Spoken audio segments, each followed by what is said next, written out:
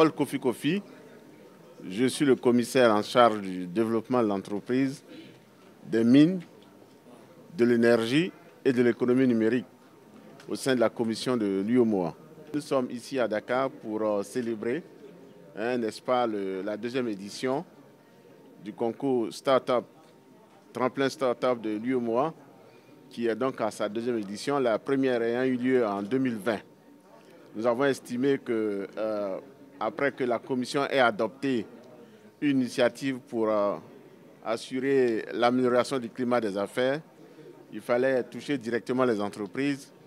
Et nous avons pris, j'allais dire, l'axe le plus intéressant, c'est celui des jeunes, de la jeunesse innovante, parce qu'on a estimé qu'avec les jeunes entrepreneurs, on pouvait aller très loin. Donc nous avons organisé ce concours pour dénicher les jeunes pousses et à travers des projets start-up. Et nous sommes très heureux de le faire parce que nous avons mis, par exemple, pour cette année à la deuxième édition, 248 millions de francs CFA, la somme des deux éditions, 428 millions de francs CFA, et ce qui est relativement important, et surtout féliciter le Sénégal, parce que le Sénégal a eu deux prix d'excellence, l'un de 13 millions et le second de 11 millions.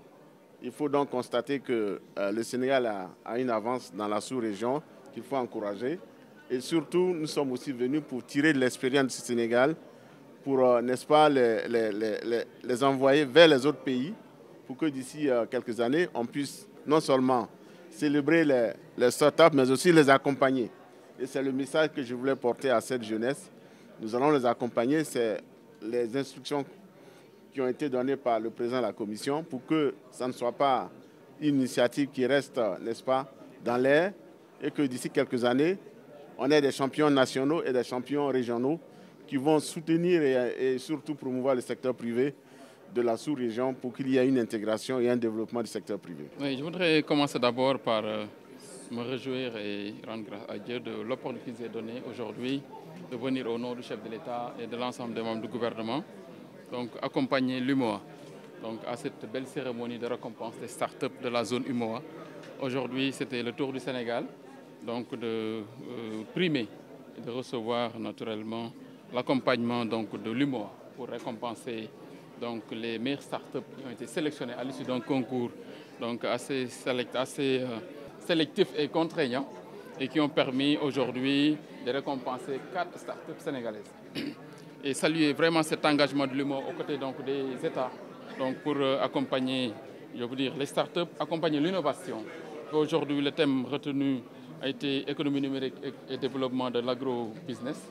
Donc je pense que c'est un thème d'actualité, mais de plus en plus nous constatons qu'aujourd'hui que le numérique intervient dans tous les secteurs et peut-être, comme on le dit, peut-être catalyseur.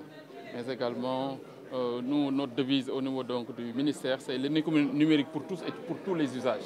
C'est-à-dire que par le numérique, on peut naturellement booster tous les secteurs de l'économie. Donc saluer vraiment cette initiative de l'UMOA, mais également on en a profité pour partager avec l'assistance des innovations majeures qui ont été prises et apportées par l'État du Sénégal. Aujourd'hui, le Sénégal a adopté ce qu'on appelle la loi Startup, la Startup Act, qui est une loi qui a été votée l'année dernière, qui aujourd'hui apporte des innovations majeures.